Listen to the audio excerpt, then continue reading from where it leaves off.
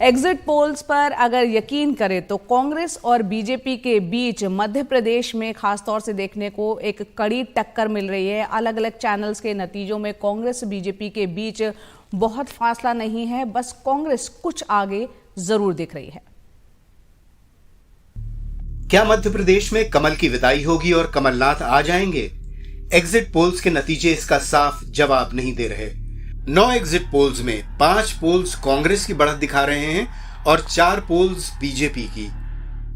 मध्य प्रदेश की 230 सीटों में से एबीपी सी वोटर बीजेपी को 88 से 112 सीटें दे रहा है और कांग्रेस को 112 से 137 सीटें।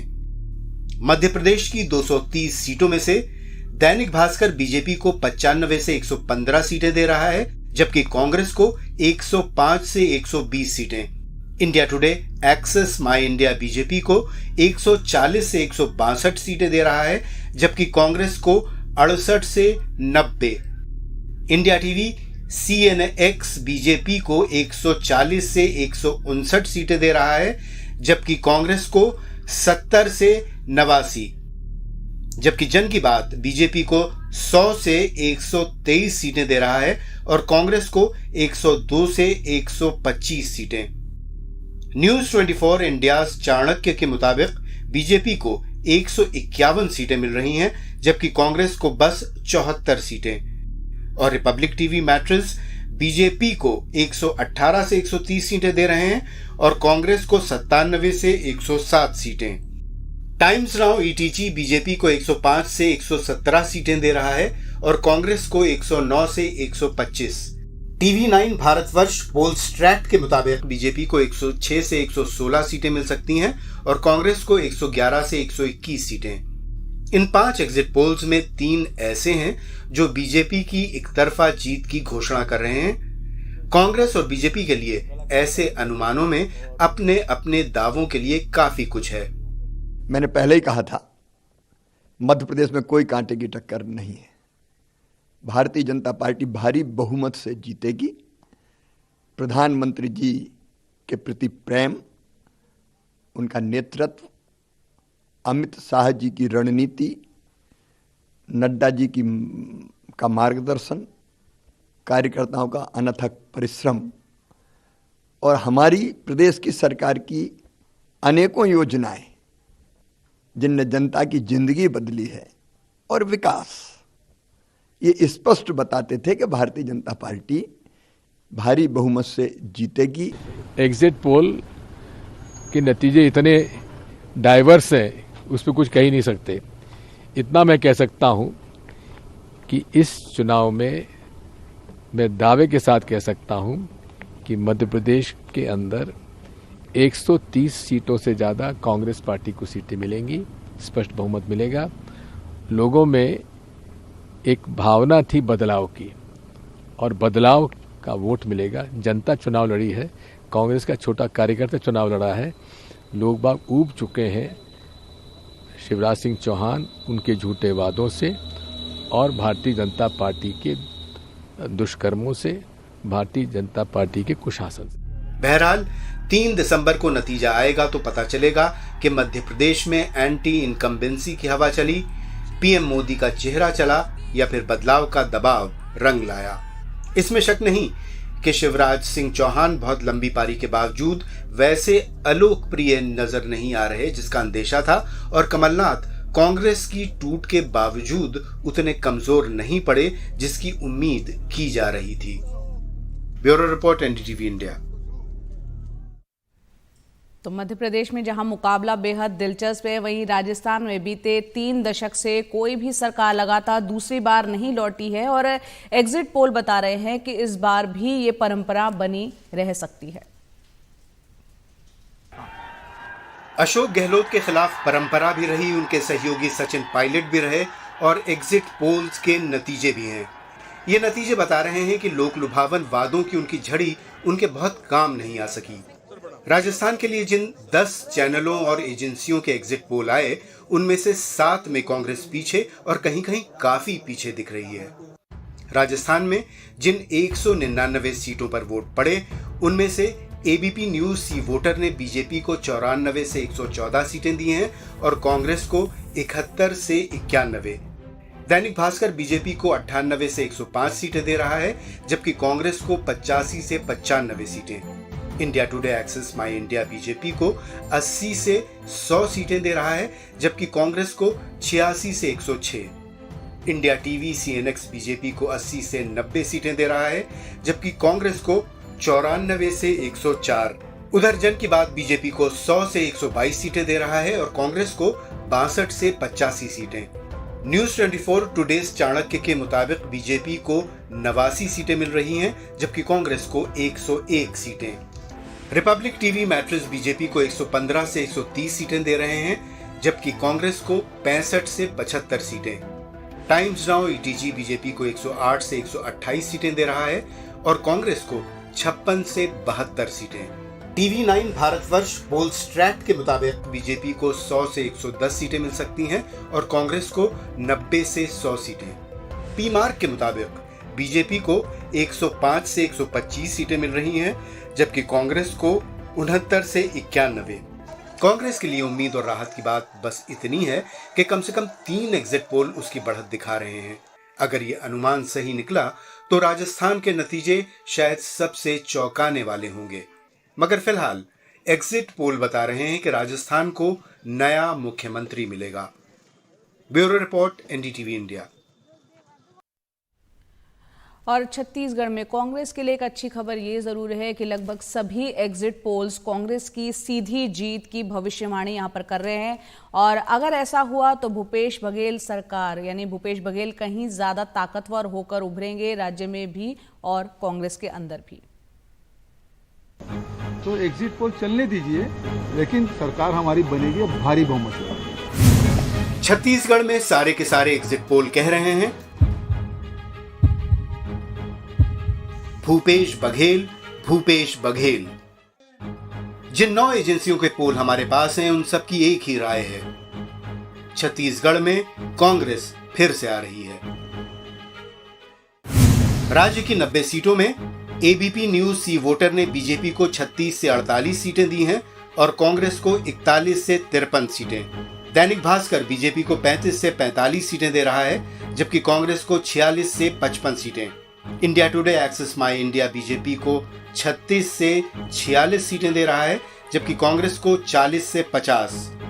इंडिया टीवी सीएनएक्स बीजेपी को 30 से 40 सीटें दे रहा है, जबकि कांग्रेस को 46 से 56। उधर जन की बात बीजेपी को 34 से 45 सीटें दे रहा है और कांग्रेस को 42 से 53 सीटें।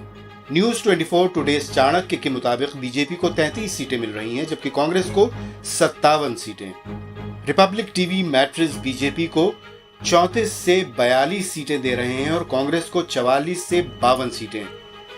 टाइम्स नाउ ईटीजी बीजेपी को 32 से 40 सीटें दे रहा है और कांग्रेस को 48 से 56 सीटें।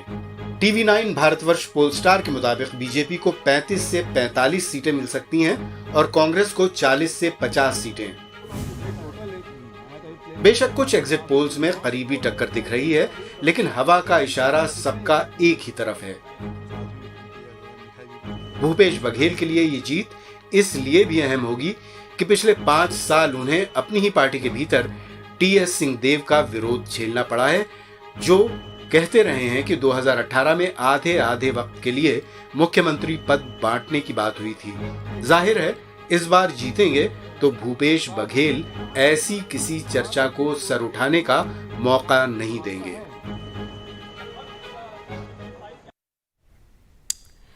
तो जहां 5 राज्यों के विधानसभा के नतीजे 3 तारीख को आएंगे और उससे पहले खबर यह आ रही है कि बीजेपी के जो राष्ट्रीय महासचिवों की ही आज बैठक होने जा रही है। पार्टी अध्यक्ष जेपी नड्डा इसकी अध्यक्षता करेंगे और ये बैठक आज शाम 5:30 बजे बीजेपी मुख्यालय में होगी। इसमें 5 राज्यों के विधानसभा चुनावों के संभावित नतीजों और पार्टी की आगामी गतिविधियों पर चर्चा होगी।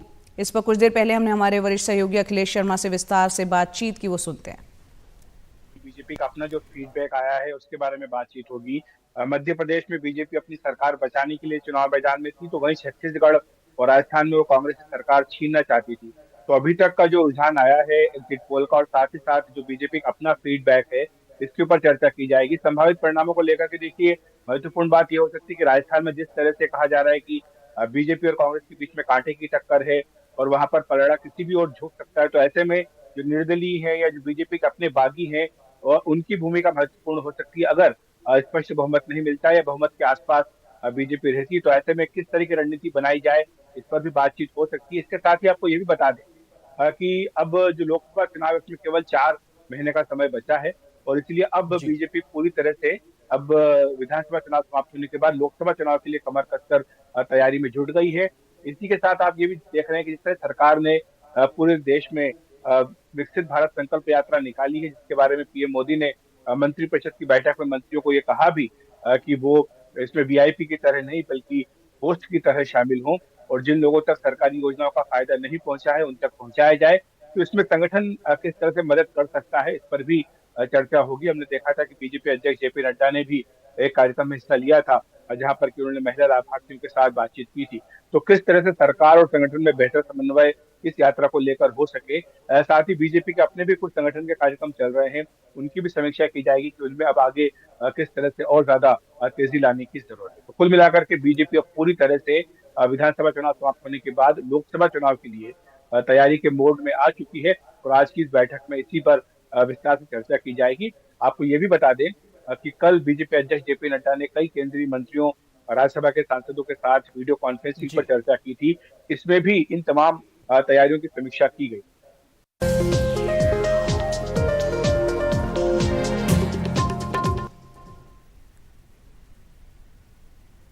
तो दुबई आपको लिए चलते हैं, जहां आज होने वाले वर्ल्ड क्लाइमेट एक्शन समिट में हिस्सा लेने के लिए प्रधानमंत्री मोदी कल रात को दुबई पहुंच चुके हैं और दुबई में एयरपोर्ट पर संयुक्त अरब अमीरात के उप प्रधानमंत्री शेख सैफ बिन जायद अल नाहयान ने उनका स्वागत किया। प्रधानमंत्री संयुक्त अरब अमीरात में वर्ल्ड क्लाइमेट एक्शन शिखर सम्मेलन के उद्घाटन सत्र को संबोधित करेंगे और इसके अलावा 3 उच्च स्तरीय कार्यक्रमों में वो वहां पर भाग लेंगे, जिनमें से 2 की सह मेजबानी भारत करेगा।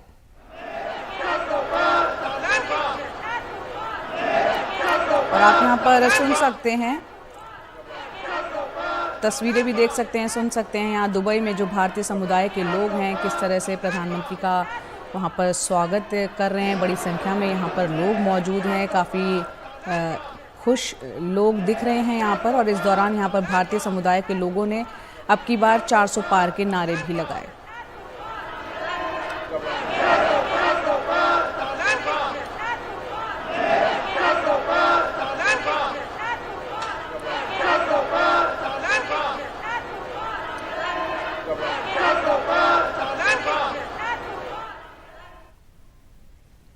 आगे बढ़ते हैं। देश में रक्षा उत्पादन को बढ़ावा देने और सेना की ताकत में इजाफे के लिए सरकार ने एक बड़ा फैसला किया है। रक्षा अधिग्रहण परिषद ने 2,23,000 करोड़ की खरीद को मंजूरी दे दी है। इनमें से 1,20,000 करोड़ में 97 तेजस लड़ाकू विमान और 156 प्रचंड हेलीकॉप्टर खरीदे जाएंगे।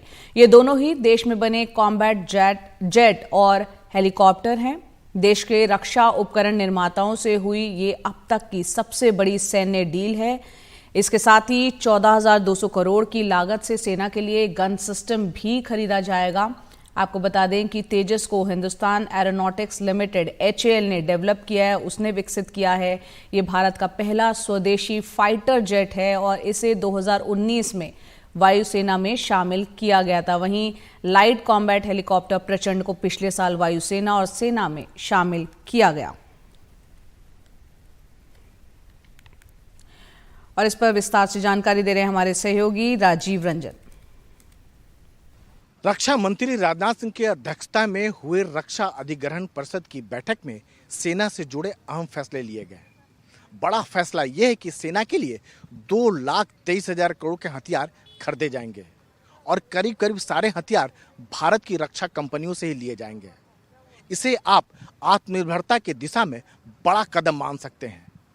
2,23,000 करोड़ में से 1,20,000 करोड़ का तो कॉन्ट्रैक्ट जो है हिंदुस्तान एरोनॉटिक्स लिमिटेड को जा रहा है, जो बनाती है लाइट कॉम्बैट हेलीकॉप्टर प्रचंड और लाइट कॉम्बैट हेलीकॉप्टर तेजस। थल सेना और वायुसेना के लिए 156 लाइट कॉम्बैट हेलीकॉप्टर प्रचंड लिए जाने हैं। हालांकि पहले से ही थल सेना और वायुसेना के पास यह अटैक हेलीकॉप्टर है। 5.8 टन वजनी है।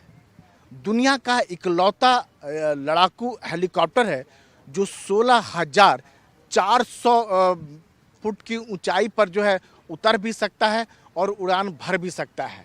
इसके अलावे वायुसेना के लिए 97 लाइट कॉम्बैट एयरक्राफ्ट तेजस लिए जा रहे हैं। अगर तेजस की बात करें तो ये हल्का और छोटा लड़ाकू विमान है जो दुश्मन की रडार की जद में नहीं आता है। देश में ही बना हुआ है, मल्टी रोल है, यानी अटैक भी कर सकता है, डिफेंस भी कर सकता है। और सबसे बड़ी बात जो तेजस के साथ में कही जाती है, इसका जो सॉर्टी का जो ट्रैक रिकॉर्ड है, करीब 6,000 से ज़्यादा ये सॉर्टी कर चुका है। एक भी तेजस जो है दुर्घटनाग्रस्त नहीं हुआ है।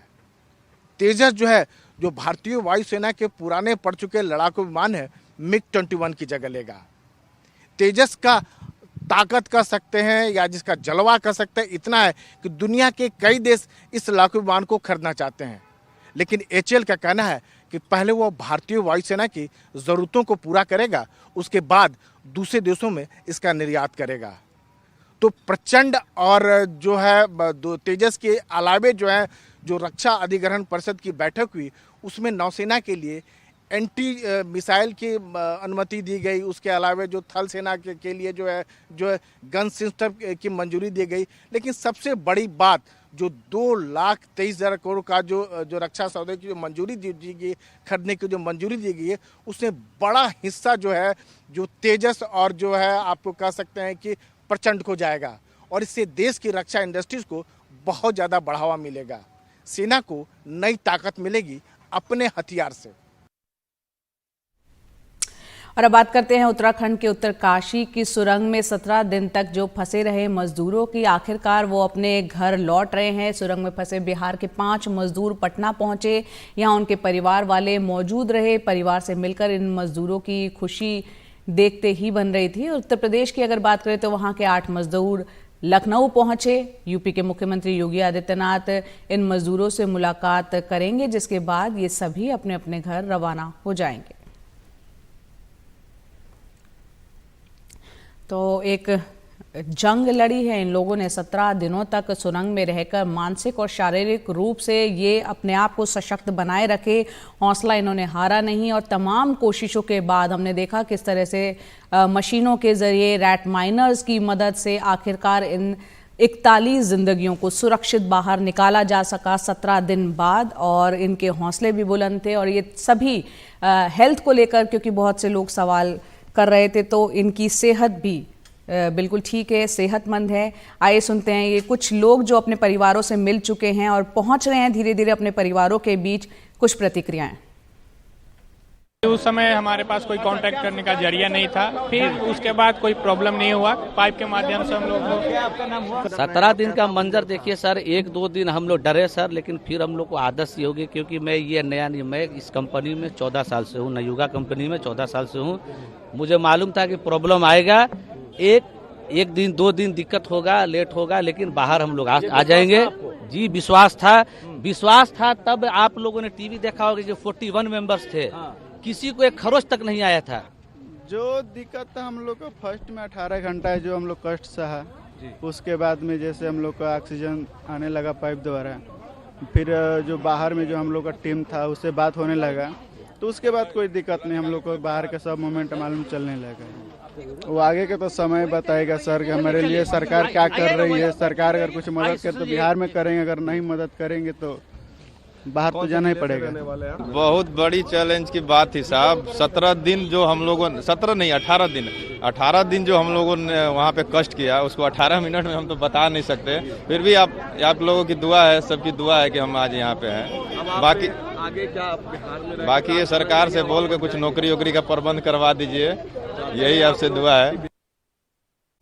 मणिपुर की बात करते हैं, जहां मणिपुर और आसपास के इलाकों में बीते 59 साल से आतंक का पर्याय बना उग्रवादी संगठन यूएनएलएफ अब शांति के रास्ते पर है। यूएनएलएफ के और केंद्र सरकार के बीच शांति समझौता हो चुका है। ये शांति समझौता यूएनएलएफ, केंद्र सरकार और राज्य सरकार के बीच हुआ है और उम्मीद की जा रही है कि मणिपुर में अब अमन चैन का एक नया दौर शुरू हो जाएगा। इस पर देखते हैं एक रिपोर्ट।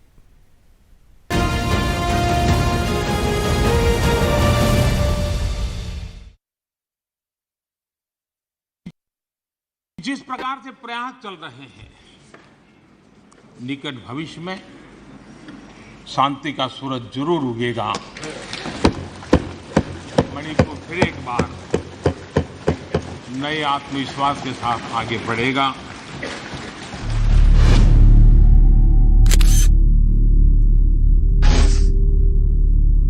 जिस उग्रवादी समूह की बंदूकें पिछले 59 साल से गरज रही थीं, वो अब औंधे मुंह पड़ी हैं। खून बहाने वाली ताकतें शांति के सामने आज घुटनों के बल खड़ी हैं। हिंसा की चपेट में आने वाले मणिपुर में सबसे सक्रिय और पुराना उग्रवादी समूह यूनाइटेड नेशनल लिबरेशन फ्रंट यानी यूएनएलएफ ने बुधवार को दिल्ली में सरकार के साथ शांति समझौते पर दस्तखत कर दिए। यकीनन ये मणिपुर ही नहीं बल्कि हिंदुस्तान के लिए एक बड़ी कामयाबी है। निसंदेह ये सकारात्मक है और ये अगर एक संगठन जो सबसे पुराना है, अगर वो मेन स्ट्रीम में आ गया है तो ये एक सुखद और इसके बड़े दूरगामी सकारात्मक परिणाम देश के लिए आएंगे। बाकी भी चरमपंथी दल हैं, वो वापस आएंगे। नार्को टेररिज्म पे लगाम लगेगी। जो युवा के उनको भटकाओ, जो भ्रम की स्थिति उत्पन्न की है, जो हथियार थानों से, आर्मरी से और पैरामिलिट्री से लूटे गए हैं, वो वापस आएंगे। ये एक सही दिशा में सही कदम है जिसमें सभी लाभान्वित होंगे। हाँ, चीन और म्यांमार आदि को चिंतित होना स्वाभाविक है, आईएसआई को चिंतित होना स्वाभाविक है। वो उनका और देश ने एक मजबूत देश ने एक माकूल प्रति उत्तर राष्ट्र विरोधी तत्वों को दिया है। यूएनएलएफ की बंदूकें खामोश होंगी तो मणिपुर में अमन चैन का नया माहौल बनेगा।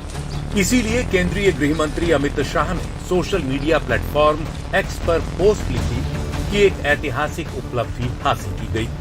पूर्वोत्तर में स्थायी शांति स्थापित करने के मोदी सरकार के अथक प्रयासों में एक नया अध्याय जुड़ गया है, क्योंकि यूनाइटेड नेशनल लिबरेशन फ्रंट ने आज दिल्ली में एक शांति समझौते पर हस्ताक्षर किए। सबके साथ न्याय होगा और हिंसा करने वालों को हम बख्शेंगे नहीं, इसका विश्वास आप नरेंद्र मोदी सरकार को रखिए। मेरा अपील है मणिपुर के अंदर सभी भाइयों बहनों को कि आप एक बार पहले जैसे मणिपुर के लिए हम 6 साल से मणिपुर में शांति से आगे बढ़े। एक भी बंद नहीं हुआ, एक भी ब्लॉकेड नहीं हुआ। मणिपुर में उग्रवाद का पुराना इतिहास रहा है और इस खूनी इतिहास का बीज यूएनएलएफ ने ही बोया था। यूएनएलएफ का गठन 1964 में हुआ। इसके बाद कुछ और उग्रवादी संगठन भी मणिपुर में पनपे। ये मणिपुर की स्वतंत्रता की मांग कर रहे थे, लेकिन सरकारें नहीं मानी तो ये खून खराबे पर उतर आए।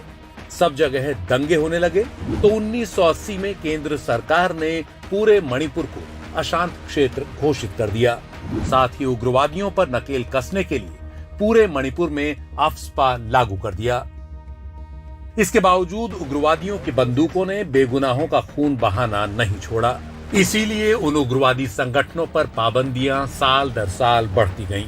लेकिन अब यूएनएलएफ के साथ समझौते से नई दिल्ली के मन में भी नई उम्मीद जगी है। केंद्रीय गृह मंत्री अमित शाह ने एक्स पर पोस्ट में लिखा कि मणिपुर की घाटी में सक्रिय सबसे पुराना सशस्त्र समूह यूएनएलएफ हिंसा त्याग कर मुख्य धारा में शामिल होने पर सहमत हो गया है। मैं लोकतांत्रिक प्रक्रियाओं में उनका स्वागत करता हूं और शांति और प्रगति के पथ पर उनकी यात्रा के लिए शुभकामनाएं देता हूं। ये प्रधानमंत्री नरेंद्र मोदी जी के सर्वसमावेशी विकास के दृष्टिकोण को साकार करने और पूर्वोत्तर भारत में युवाओं को बेहतर भविष्य प्रदान करने की दिशा में एक ऐतिहासिक उपलब्धि है। जाहिर है कि हिंसा का माहौल थमेगा तो विकास की नई गंगा बहेगी। इसीलिए जानकारों की नजर में भी ये एक शानदार कामयाबी है। मेरे मुताबिक ये बहुत ही उपलब्धि है अगर आपको याद होगा 2014 से पहले नॉर्थ ईस्ट में तमाम स्टेट्स में इंसर्जेंसी थी। अभी वहां पे नॉर्थ ईस्ट में ऑलमोस्ट इंसर्जेंसी नाम की चीज खत्म हो चुकी है, सिवाय 3-4 एरिया भी है, डिस्ट्रिक्ट्स हैं जिनमें arm forces special power act अभी भी लागू है, बाकी सब जगह शांति है। और बड़ी कोशिश की जा रही है सरकार की कि नॉर्थ ईस्ट में हर प्रकार से शांति बहाल की जाए, ताकि नॉर्थ ईस्ट को प्रोजेक्ट किया जाए as a gateway for our Act East policy. वैसे ये सब आसान नहीं था। समूचे उत्तर भारत में उग्रवाद की स्थिति से निपटना एक बड़ी चुनौती थी, लेकिन प्रधानमंत्री नरेंद्र मोदी ने लगातार उत्तर पूर्व की स्थिति पर पैनी नजर रखी। केंद्रीय गृह मंत्री अमित शाह भी वहां पर हालात को बेहतर बनाने के लिए कोशिशें करते रहे। उत्तर पूर्वीय राज्यों में नजर डालें तो 2014 से अब तक 8000 से अधिक उग्रवादियों का आत्मसमर्पण हुआ है। इन 9 वर्षों में कुल 9 महत्वपूर्ण शांति समझौते हुए। इनमें 2014 का ANVC समझौता, 2019 का NLFT-SD समझौता, 2020 का ब्रू समझौता, बोडो समझौता, 2021 का कार्बी समझौता और इस साल का असम अरुणाचल अंतर्राज्यीय सीमा समझौता शामिल हैं। हालांकि ऐसे समझौते आसान नहीं थे। इसके लिए जहां पूर्वोत्तर से केंद्र सरकार ने लगातार संपर्क साधे रखा, वहीं पिछले 9 वर्षों में पूर्वोत्तर में सुरक्षा पर ही 2878 करोड़ रुपए केंद्र सरकार ने खर्च किए। देश मणिपुर के लोगों के साथ है। देश मणिपुर के लोगों को पिछले कुछ दिनों से जो शांति बनाए रखी है, उस शांति के पर्व को आगे बढ़ाए और शांति से ही समाधान का रास्ता निकलेगा। केंद्र सरकार मिलकर के उन समस्याओं के समाधान के लिए भरपूर प्रयास कर रही है, करती रहेगी। कहते हैं कि कोशिश करने वालों की हार नहीं होती। लगातार प्रयास कामयाबी की मंजिल तक पहुंचकर ही मानते हैं। आंकड़े बताते हैं कि 2004 से 2014 के बीच पूर्वोत्तर भारत में 11,121 हिंसक घटनाएं हुई, जो पिछले 9 वर्षों में घटकर 3,033 रह गईं। यानी हिंसक घटनाओं में 73% की कमी आई। वहीं 2004 से 14 के बीच सुरक्षा बलों के 458 जवान शहीद हुए थे, जबकि पिछले 9 वर्षों में ये संख्या घटकर 129 रह गई। यानी हमारे जांबाजों की जान पर खतरे में भी 72% की कमी आई। उसी तरह पूर्वोत्तर के आम लोगों की जिंदगी की बात करें तो 2004 से 14 के बीच 2625 लोगों की जान उग्रवादी हिंसा में गई थी, जबकि पिछले 9 वर्षों में घटकर यह आंकड़ा 356 रह गया, यानी 86% की कमी। नॉर्थ ईस्ट में पिछले बरसों में चेंज क्या हुआ है? जैसे आपने ये पीपल इंटरेक्शन इंटरफेस का एक चेंज बताया, पॉलिटिक्स कितनी बदली है, क्योंकि इंस्टेबिलिटी तो अभी भी है। एक नॉर्थ ईस्ट में एक परसेप्शनल चेंज हुआ from 2014। Development was at very very slow pace.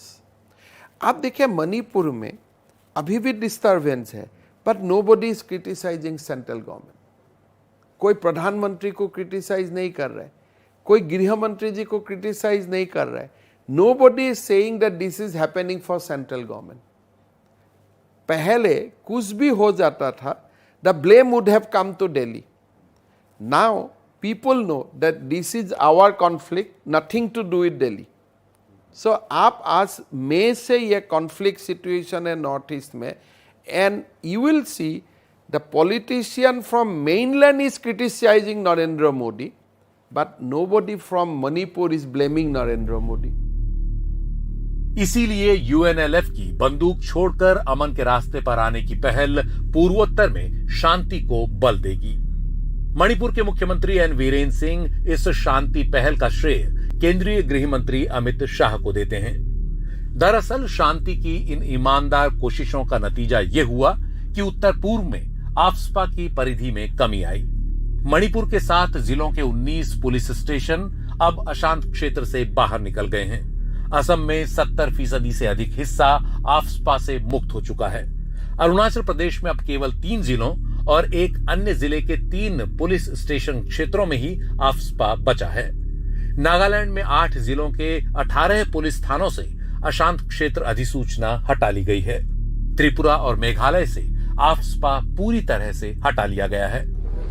पूर्वोत्तर में हिंदुस्तान का सूरज सबसे पहले उगता है, लेकिन उग्रवाद के हिंसक अंधेरे में यहां खुशहाली की रोशनी आ ही नहीं पाती थी।